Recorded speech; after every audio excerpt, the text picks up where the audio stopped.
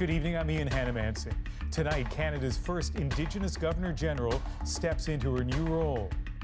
I pledge to meet Canadians in all provinces and territories to learn firsthand what people are facing, the historic moments and the complex task ahead as this country grapples with its colonial legacy. Canada sparkles on the water in Tokyo, the secrets of our success. Plus, the final push to reach unvaccinated Canadians. We have to be really careful about lumping everybody into one box. There's actually just a wide range of reasons why people are vaccine hesitant. And is business travel bouncing back? There is really nothing like being in person with somebody. How companies are weighing travel risks and rewards. This is The National. Canada has a new Governor-General, and many hope a new opportunity to move towards reconciliation. Mary Simon is the first Indigenous person and just the fifth woman to be Governor-General in the 154 years since Confederation. Her address today, sweeping in scope, passionate, personal, at times humorous.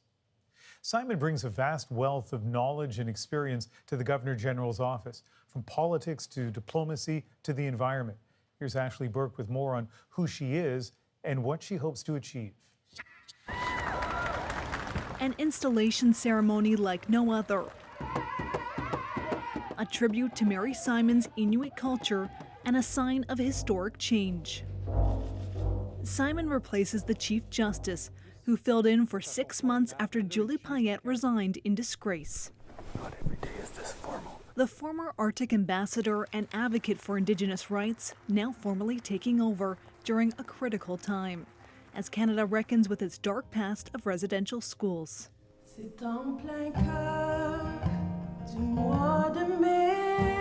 With her husband by her side, Simon promised to work against climate change, advocate for mental health, and help repair the relationship between Indigenous peoples and the Crown. I will strive to build bridges across the diverse backgrounds and cultures that reflect our great country's uniqueness and promise. She spoke about growing up on the land in northern Quebec. Her message also delivered in Inuktitut, another first. My Inuk name is Ningyukarlak, and Prime Minister, it means bossy little old lady. A lady who then tackled her lack of French head-on with humility. Le plus élevé. Sometimes I have a little trouble pronouncing, but I'm learning. Her words today about replacing hurt with hope, a message in keeping with the man who chose Simon for the job and his commitment to reconciliation. We need your vision of a stronger Canada for everyone. Sing like a bird to the oncoming light. It's a moment her sister never thought could happen. I thought of my mom and dad and my grandmother, and they would have been very proud of her. Simon said growing up, it took time to realize her voice has power. Now she plans to use it in one of the highest offices in the land to heal wounds of the past. Ashley, you're at Rideau Hall, where the Governor-General has moved in, unlike her predecessor. What's the significance of that? This is a sign of a return to normalcy. This 5,000 square foot living quarters, it's been sitting empty for more than 3 years, gathering dust, and about $40,000 has been spent on routine maintenance to get this space ready for the new Governor-General. And of course, this Governor-General entering office at a challenging time, the push towards reconciliation, but also what's happening within her own office. There's a fractured workplace culture that's in a period of transition, and as well, the institution's public image, it's been damaged. But Mary Simon, her story has told us that she does not shy away from a challenge. All right, Ashley, thank you. Thank you. And this was an emotional day in Mary Simon's hometown of Kuujjuaq, a community filled with pride. Tonight, Juanita Taylor brings us their voices, their memories, and their hopes. The Right Honourable Mary May Simon. It was an emotional moment for these people in Kuujjuaq when one of their own officially became Canada's Governor-General. That pride has been building up since Simon's announcement just over 2 weeks ago. She's a role model to all of us. A lot of pride. We're very proud of her. I think it's an amazing progress for the country of Canada to have an Indigenous Inuk woman in the role with all her background in politics for the last few decades. And she's been working for Inuit rights for a long time, so I've been looking up to her. And people who know Her Excellency, Governor General Mary Simon, weren't surprised either about this new chapter in her life. Because I know this is coming sooner or later, because we've been talking about it for quite a number of years. And she is the second person in command, I would say, from the Queen. So we have it made as an Inuit. Watt grew up with Simon and her family, and this is the home that Simon's father built, where she and her 7 siblings were raised. It was in her blood, the way she wanted to lead or fix things. You know, she was very responsible, a person. Even as a teenager, she was very responsible. She had a very good heart. Madge Pomelo says her sister will work for not just Inuit, but for all Canadians. And she's hoping for a family reunion with the new Governor General of Canada soon, who she says likes to visit during berry picking season. Juanita Taylor, CBC News, Kuujjuaq, Nunavik. Let's head to Japan now, where not only is the Olympic flame burning bright, but so are Canada's medal hopes at the Tokyo 2020 Olympic Games. It's going to be a busy day for Canadian athletes with medal events in swimming, diving, and weightlifting, to name a few. Kylie Moss is in lane number 5. So this hour, Kylie Moss will compete in the women's 100-meter backstroke final. She won bronze in this event in Rio in 2016, and she briefly held the Olympic record after her heat race a couple of days ago. And another strong technique, and that's going to be a Wazadi for Klimkate. Surely. That is a bronze medal for Canada. Well, as you just saw, Jessica Klimkate becoming the first Canadian woman to win an Olympic medal in judo. A history-making moment, but still, it wasn't the finish she was hoping for. Obviously, I came here with gold in mind, coming off of the World Championships, being on top of the podium, but I'm just happy that I was able to collect myself enough to push myself in the bronze medal match and come away with a medal anyways. And Canadians among the triathletes who had to wait around today after rain delayed the start of their event. In the end, Canadian Amélie Kretz finished 15th. So that weather's just the latest complication for athletes in Japan. The first, of course, being the pandemic. Thomas Dagla is in Yokohama tonight. And Thomas, just another layer of uncertainty at these games. Yeah, the trouble, Ian, for athletes for the past week has been with the heat and humidity. Now, in some parts, it's the rain and wind. We're at Yokohama Stadium here, normally home to Japanese professional baseball, but today playing host to Canada and Mexico, the bronze medal game, potentially Canada's chance to get its first ever Olympic medal in women's softball. The rain has been coming in and out. Right now, a sunny moment here in Yokohama.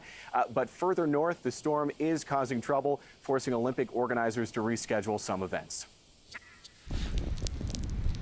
The rain started early, with the forecast calling for plenty of it, potentially combined with high winds for a potent mix of disruptive weather, forcing Olympic organizers to close rooftop broadcast positions. Heavy rain recently caused flooding at the media center, and there are fears it could happen again. It is still typhoon in Japan in our interpretation, so still have to maintain your precautions. The tropical cyclone known as Nepartak formed off the coast of Japan before moving in near Tokyo. It's typhoon season here, so those living on the coast near the surfing venue knew just what to do. Install storm shutters and look on the bright side. I hope it won't cause any damage, but for surfers, part of me feels a little excited because the waves are good when there's a typhoon. For outdoor events where high winds could wreak havoc, the incoming storm meant a scramble to reschedule competition. in rowing, and archery for the first time in Olympic history. Canada's women's softball squad prepared for a bronze medal game, hoping weather wouldn't postpone play because team members are booked on flights out of the country tomorrow. Knowing that there's still an opportunity to win a medal for our country and make history, I mean, that has to be the first thing on everyone's minds. So, Thomas, a complicated 24 hours potentially for Team Canada. There is that game, then there's that flight. Where do things stand right now?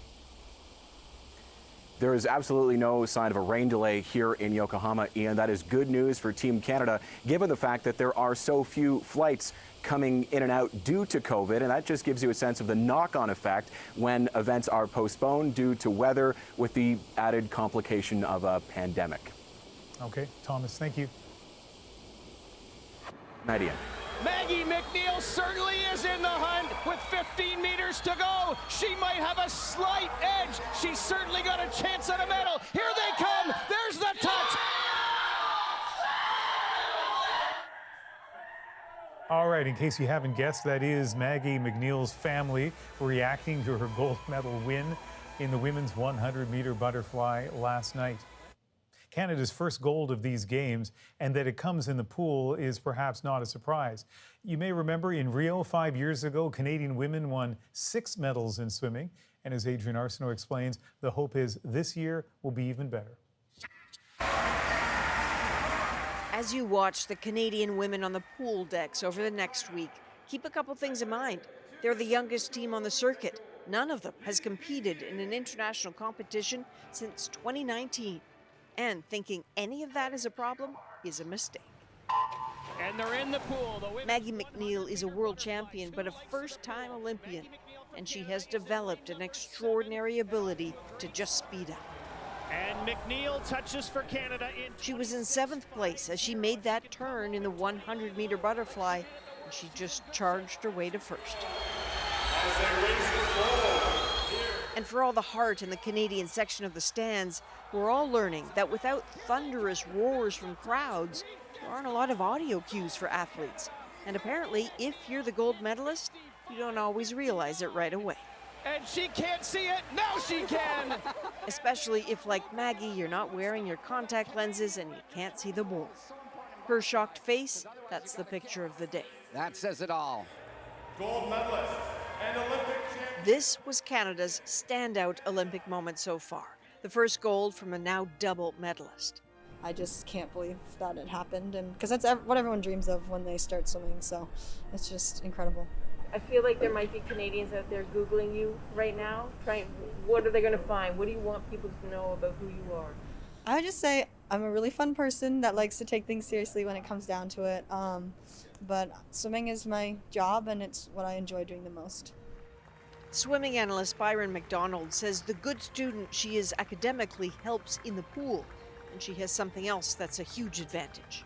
The big question is, why is Maggie McNeil so fast? She's got an amazing kick. She has great flexibility in her hips, her knees, and her ankles. And you can't teach a lot of that.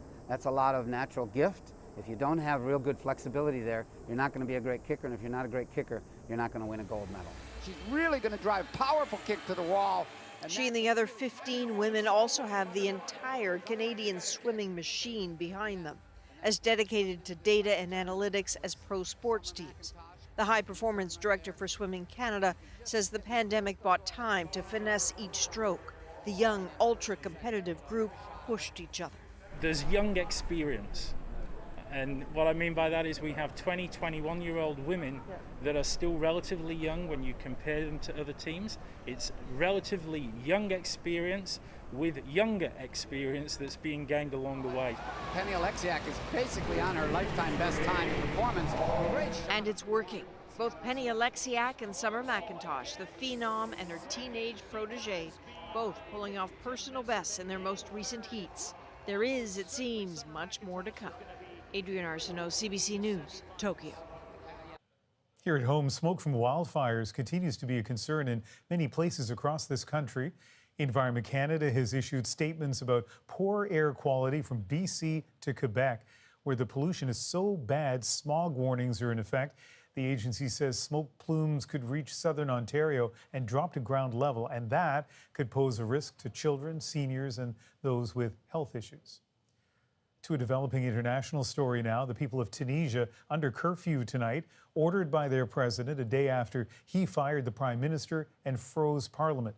As Tessa Arcilia reports, Tunisians are angry at the state of their economy and the collapse of their healthcare system during the pandemic. Touted as the sole success story of the Arab Spring revolutions, Tunisia's fledgling democracy is plunged into political and economic turmoil, its biggest crisis in 10 years, after President Kais Saied removed Prime Minister Hicham Michichi and suspended parliament for 30 days, some calling it a coup. Condemned as an attack on democracy by his rivals, but greeted by his supporters with celebrations. Said's move comes after recent anti-government protests sparked by a surge in COVID-19 cases and a collapsing healthcare system. But this expert says growing public resentment over unemployment, corruption, and repression made the country a tinderbox waiting to explode. Tunisia has got, a young population, many of them are highly educated but unable to find jobs. It's different factors, a socioeconomic resentment. But basically recently, what made things even worse is the catastrophic management of the COVID-19 crisis. Inside hospital wards, the desperation is as dire as in the streets. There's a complete lack of oxygen, says this doctor. We feel alone in this war. Tunisia has one of the highest COVID-19 related death rates per capita in the world.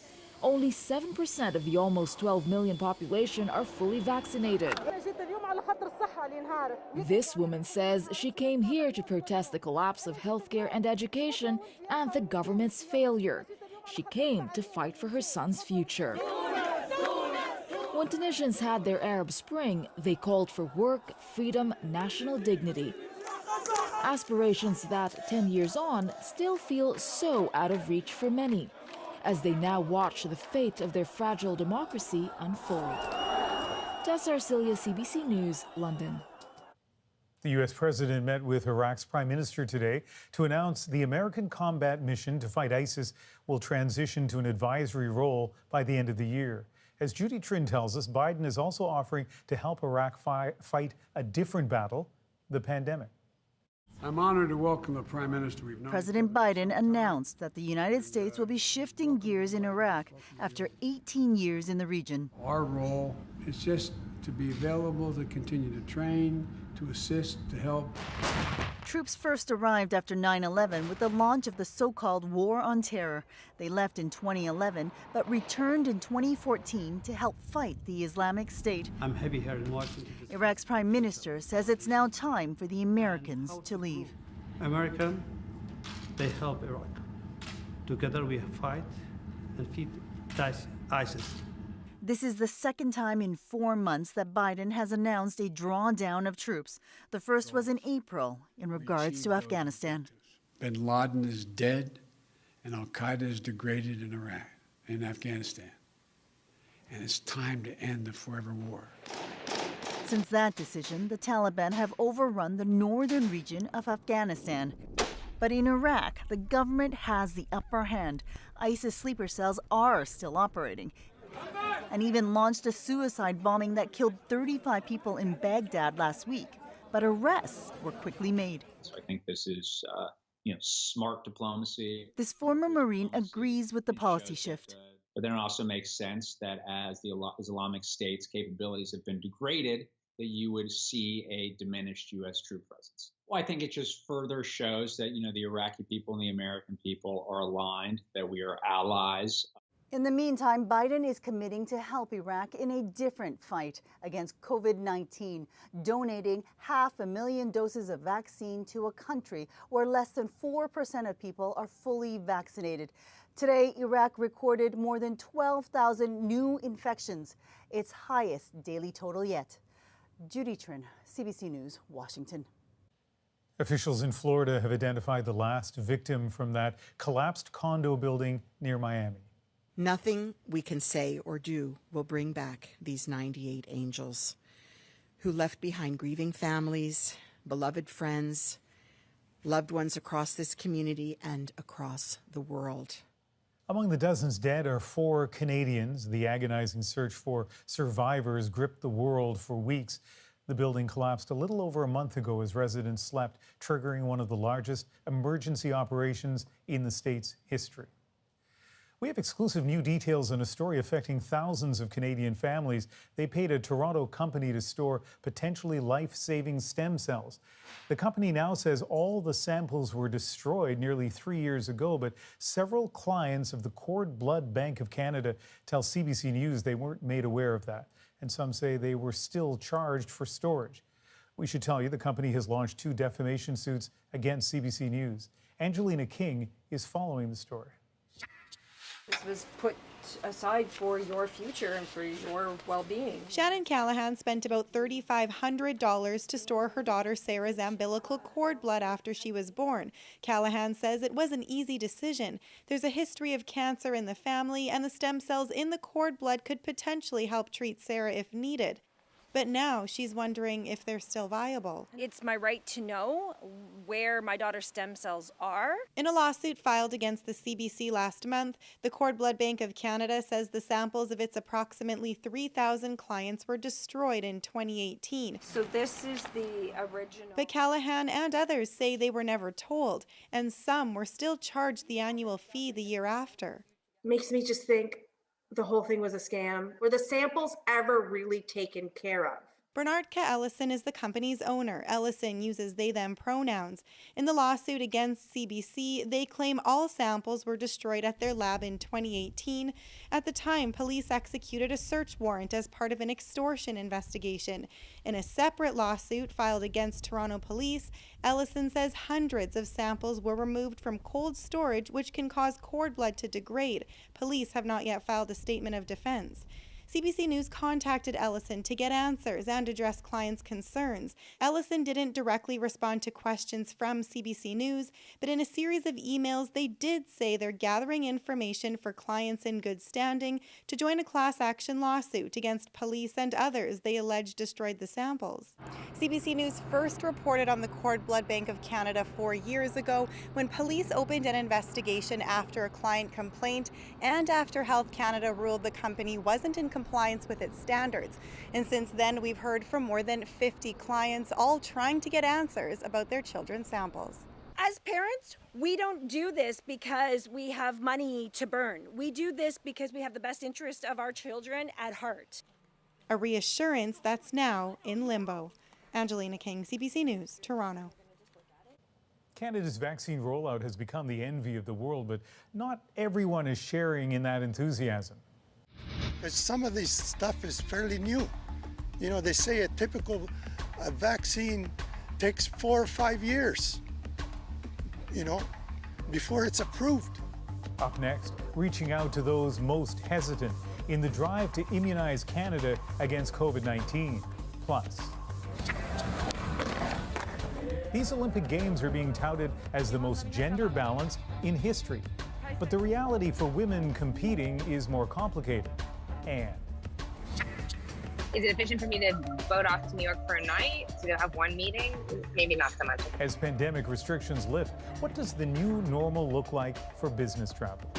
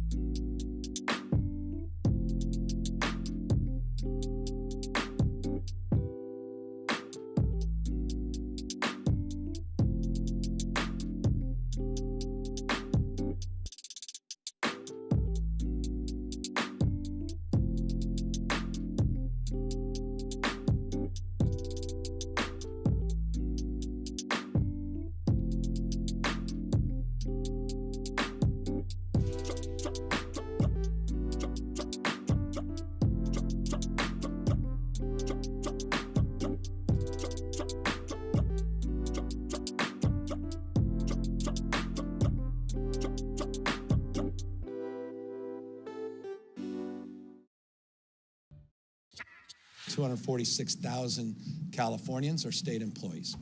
246,000 Californians should be vaccinated. Starting next week, state employees and some health workers in California will be required to get vaccinated or face at least weekly COVID tests. The news came hours after a similar announcement in New York City. The U.S. has been struggling to get people vaccinated while dealing with a surge in new infections driven by the Delta variant. Every day, Canada's vaccination rate climbs higher, but some people still hesitate to get their first shot for all sorts of reasons. Here's where we stand right now. More than 500,000 new doses were added to the total today. That means 80% of eligible Canadians have had at least one shot, and nearly 64% are fully vaccinated. To be clear, those numbers don't mean that everyone who hasn't received a first shot is avoiding it. Some still haven't had access. But tonight, Katie Nicholson looks into the core group that is truly wary of these vaccines and asks what it might take to convince them otherwise. At 75, Frank D'Angelo was guaranteed a spot near the front of the line for a COVID vaccine, but he declined. Some of this stuff is fairly new. D'Angelo doesn't trust how quickly the new mRNA vaccines were developed and would prefer the more traditionally formulated Johnson & Johnson shot, which is approved for use in Canada but isn't on offer. I know that the vaccine is the answer to mitigating this virus. No question about it. Okay. The question is, which one do you pick? D'Angelo is among a small number of holdouts, people who aren't anti-vaccine but remain hesitant. We have to be really careful about lumping everybody into one box. There's actually just wide range of reasons why people are vaccine hesitant, and so we need a wide range of communications and other strategies to reach them. Researchers say hesitancy is fueled by everything from a simple fear of needles to mistrust of big pharma, misinformation, or previous bad healthcare experiences. As the Delta variant fills hospitals in the U.S. in what the president calls a pandemic of the unvaccinated, Ontario's premier nudged the hesitant to talk to people they trust. You might be hesitant. Think of your loved ones. Think of your children. Think of your parents. Guilt, shame, even solid facts and shiny new campaigns, experts say, not guaranteed to change more suspicious hearts and minds. I'm watching France right now, where they're coming down strong with vaccine requirements in order to enter restaurants and movie theaters and to work in healthcare. And so there in France, a lot of people went and got vaccinated. No ultimatums here, and Frank D'Angelo is holding out for a J&J jab. I just hope that the government here in Canada has enough sense to make this available. Until then, it's a life of masking and social distancing. Katie Nicholson, CBC News, Toronto. The Tokyo 2020 Olympics are being promoted as the most gender balanced yet. Up next, what the reality is for female athletes at these games and the challenges they're still facing.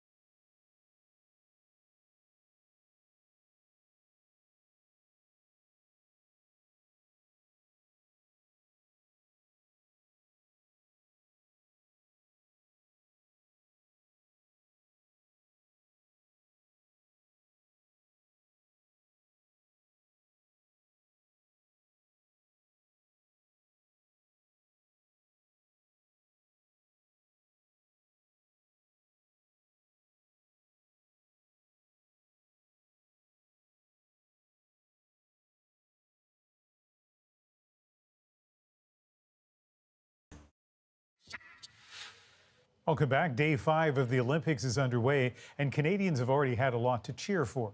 Andrew Chang takes a look ahead at the competitions to watch for and which athletes could pick up medals.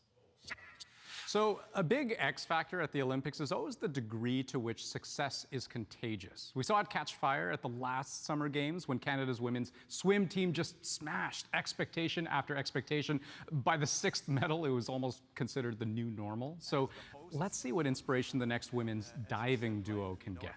We saw Jennifer Abel and Melissa Citrini-Beaulieu score a silver in the 3-meter synchro event. By the time we wake up tomorrow, we'll know if Megan Benfito and her partner Kaylee McKay can match the moment. They're competing in the 10-meter synchro event, and Megan, I mean, my gosh, what a veteran. Already has 3 bronze medals from Olympics past. Also someone who had a really rough ride in the run-up to the Games. Her condo apartment burned down. I mean, she literally managed to escape with her coat and a scarf, but otherwise lost everything, even those bronze medals, which thankfully, she was able to have recast and returned to her. So this is a team to watch. There's also weightlifting. Maud Charon of Rimouski, Quebec, a real medal contender in the 64-kilo weight class, and someone who is just fiercely proud of her roots. Most elite athletes train in big cities, right? More resources, better equipment, higher quality training. But a defining moment for her, many moons ago, she turned down a chance to train in Montreal because she wanted to stay and represent and be bolstered by her hometown, Rimouski, a population of only about 50,000. Finally, one last note. Women's soccer, Canada against Great Britain. They are still in the prelim phase, and Canada is in a pretty good position to advance. But if you had to pick one team in Canada's pool that would give it the biggest run for its money, it would be Great Britain. Obviously, it's a team that is just stacked with players from a powerhouse part of the world in this sport. And it should give us a better sense of what this team, Canada, is capable of against a tougher opponent, one that they very well may face again later in the tournament if Canada makes a real medal run as it expects to. Almost makes you not want to go to bed at all. We'll have updates direct from Tokyo when we wake up. Olympic organizers have been touting these Olympics as the most gender-balanced games ever, but equality and fairness continue to be an issue, as Briar Stewart shows us both at the Games and in the host country. Annie Guglia's Olympic dream almost didn't happen. I had so much fun. I can't believe we're the first skateboarders to skate the Olympics ever. Guglia was a last-minute ad after another competitor caught COVID, but she got a chance to skateboard for Canada. In skateboarding, like the majority of events at these Olympics, there's an equal number of men and women competing. Oh, man! For women! It's all part of what organizers are calling a push toward gender equality at the Olympics. Nearly 50% of the athletes in these games are women, and some of the competition schedule was rearranged so women's events can get maximum exposure. But off the field, some are questioning just how progressive these Olympics are. The head of the Tokyo Olympics, Seiko Hashimoto, got the job this spring after her predecessor, a former prime minister of Japan, was criticized for saying women talk too much. He ended up resigning in part because of a campaign launched by a 22-year-old university student. Many people don't know how to change. Mamako Nojo started a petition called Don't Be Silent, which 150,000 people signed. I'm glad to know that so many different people were angry at his comment, she said. His words were one thing, but certain attitudes appear to run much deeper. The World Economic Forum has described Japan's gender gap as the widest among advanced economies. Traditional gender roles prevail. The few women who are in leadership know the issues well. This is not just happening at Tokyo 2020. This is a major agenda that we need to address as a Japanese society. But when it comes to sports themselves, there's still a ways to go. Right now, I'm being forced to decide between being a breastfeeding mom or an Olympic athlete. Consider that a few athletes had to plead with Olympic organizers to allow them to bring their babies to Tokyo so they could keep breastfeeding. As for skateboarding, the women were competing on the same course and with the same scoring system as the men. The women's skateboarding is just growing so much, and the level is getting crazy and crazy every time. Which is why the competitors are hopeful There will soon be more recognition for their sport and their skill. Briar Stewart, CBC News, Tokyo. A historic day in Ottawa, and with the pomp, also some humor.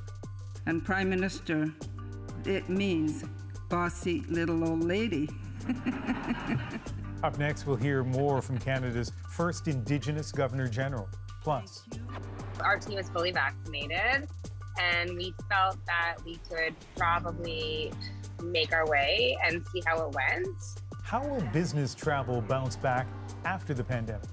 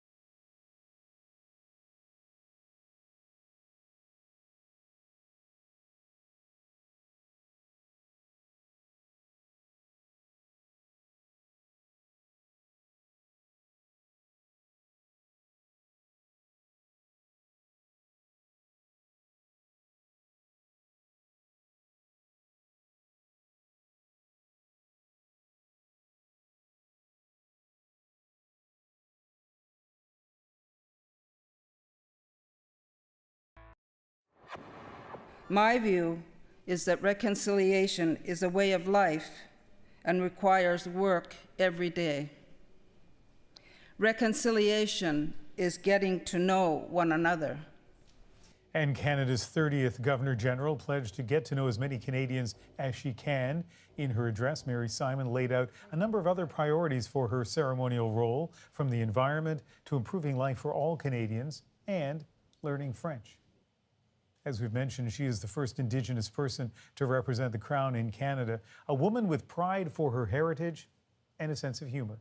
Here's a little more of her address today for the record.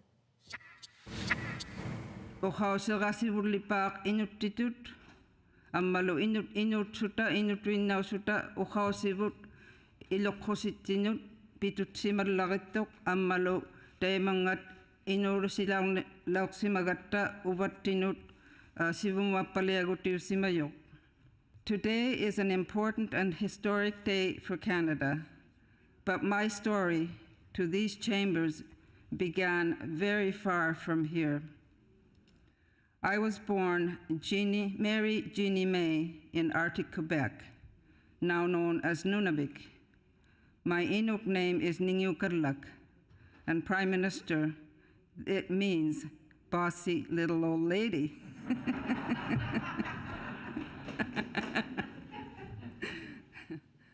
We mentioned the Governor General and her husband have now moved into Rideau Hall after it sat vacant for more than 3 years. The National Capital Commission spent about $40,000 on routine maintenance to get it ready for its new occupants. Each year, thousands of Canadian women undergo mastectomies, an experience shared by so many, yet for some, the treatment path can feel alienating. Tonight, we're revisiting a story we aired last year about a campaign to shed light on Black women's breast cancer experiences. Joanna Remiliotis has that story. She has a loving family and a new puppy. But Michelle Audouin says, in the fight of her life, she's needed something more. She needed to be seen.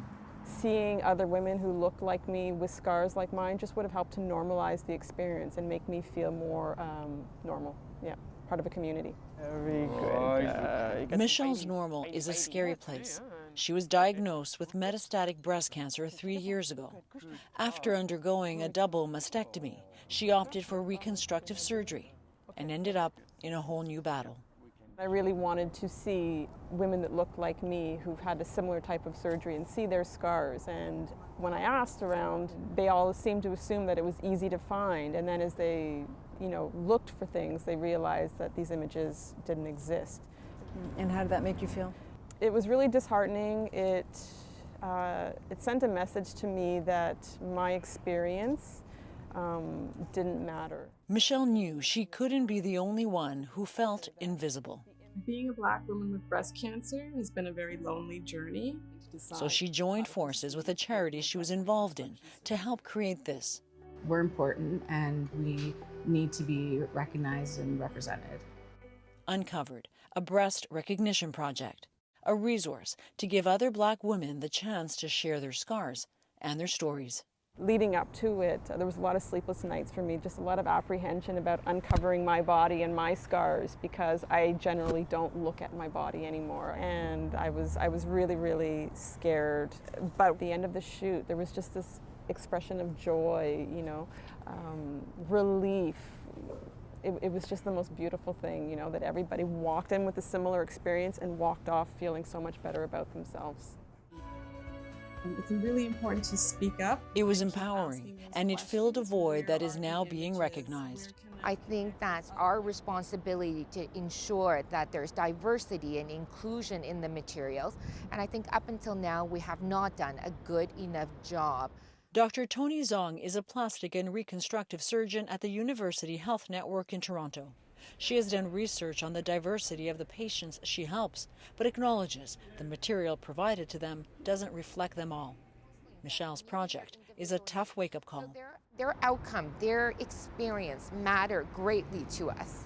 So to know that we could have done a better job, I think it's important. It's important for us to learn from these lessons.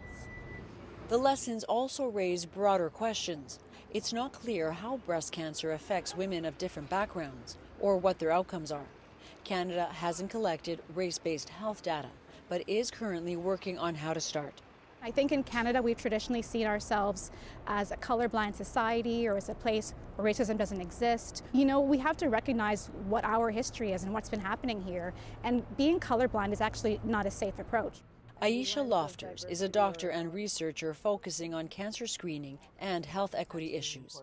The Uncovered project, she says, speaks to a systemic lack of representation in healthcare and the need to address it. You want to know that you're not alone, that you're not the only one, and you also want to know that the healthcare system sees you as who you are and that they don't view you as an other or as an oddity or as an exception. So to know that there's a specific effort made for people who look like you and who come from your experiences, your background represented, I think is really key. The new pamphlets are being distributed to cancer care centers across the country. When you see a project like Uncover, what do you hope it starts? I hope it starts a conversation like this one that we're having, right? The fact that we are here talking specifically about Black women in healthcare in Canada is not a conversation that traditionally has happened. So I think it's amazing just from that point of view. This is just one of many conversations. As for Michelle, one of the most powerful conversations she's had since was with her 13-year-old daughter. The first time my daughter actually saw my scars was when I brought home a copy of the Breast Recognition Project. Her eyes lit up. She was just so touched.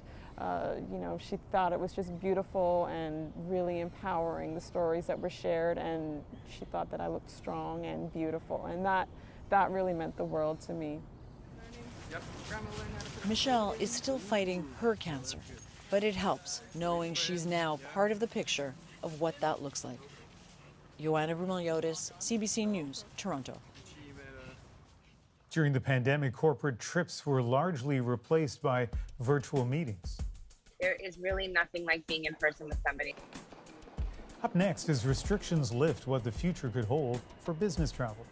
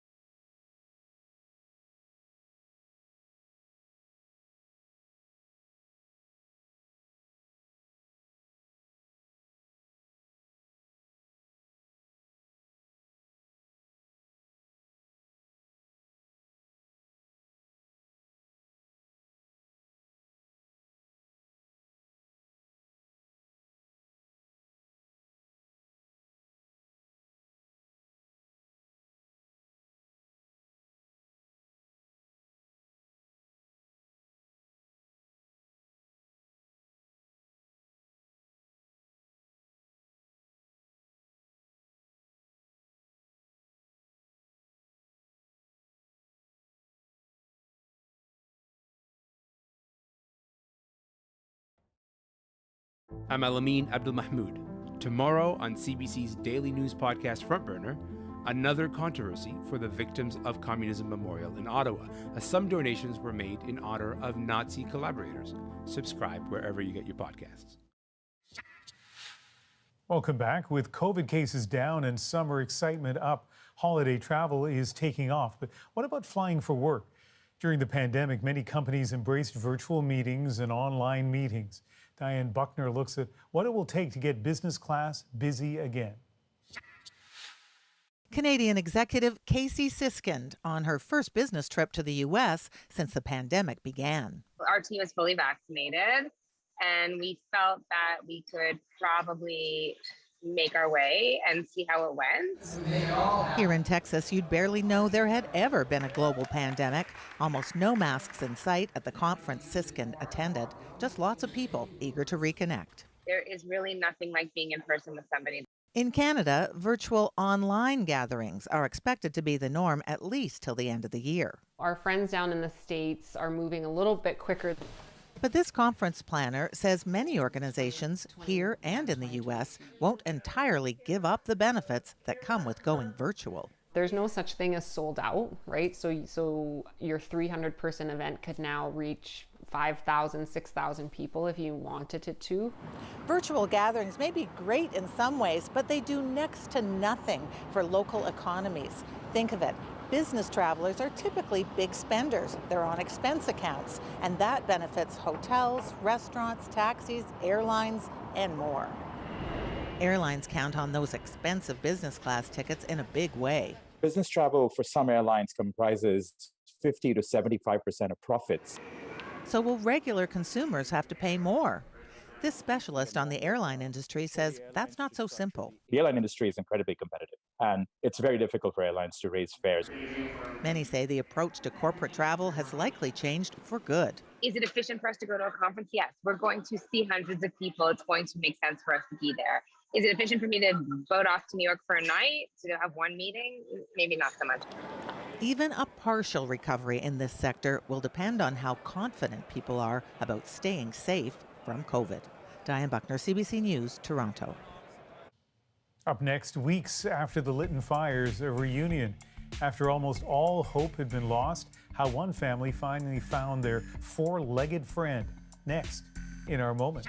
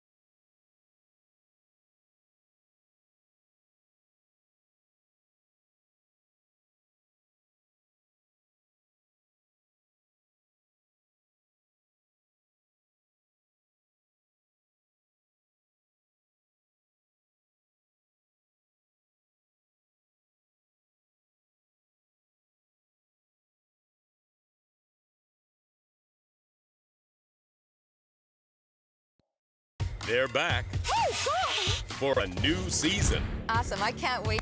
with a new dragon. Gonna hang out with the cool kids. Girls go missing, girls end up dead. We knew about it all. The law is not helping whatsoever. The Village, available now on the CBC Listen app and everywhere you get your podcasts. It has been almost 4 weeks since wildfires ravaged the small town of Lytton, BC, and for many people, their lives are just beginning to be rebuilt. For one BC family, things now feel a little easier after a joyful reunion with a pet they thought they'd never see again. And tonight, it's our moment. She's been missing for 23 days. Keeping in contact with the firefighters and the security people and asking them to keep an eye out for her from day one. And we went up to the checkpoint every day for the first 10 days, and after that, every other day. And as the days grew longer, we thought we'd lost all hope, but we managed to keep our hopes high. And very fortunately, our neighbor was allowed to go back to their house to pick up a few things. And as soon as they opened up their side door, they left it open just a crack. And that's how she managed to get back in and out of the house. Grateful for our neighbors, for the firefighters, for the people that are working, the security. It's just, they were bending over backwards just to keep an eye out for her. Our family's complete now. We feel complete. Although our house is gone, we can rebuild, and we're just taking it day by day right now, and it makes it a lot easier with our little fur baby here. She was crying more than I was, I think, but I was crying for happiness too for her, because it's so good feeling to have her back again. I'll bet you a lot of pet owners across the country who have been in communities that have been evacuated relate to that story. I think was it last night that police in one place in Eastern Canada were looking out for pets after people who lived in the community had to leave quickly. So Lytton especially, a lot of people only had 20 minutes, 15 minutes warning to head out, left their pets behind, and at least one joyful reunion. That is the National for July 26th. Good night.